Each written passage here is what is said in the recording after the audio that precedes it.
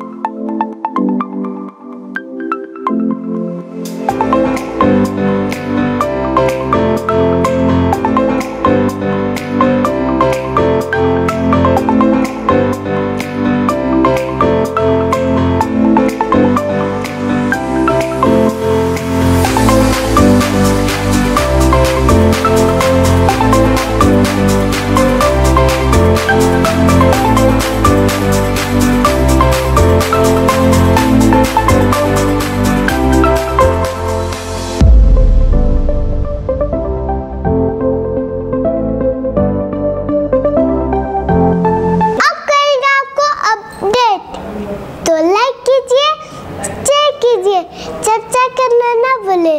7H news आपकी आवाज़।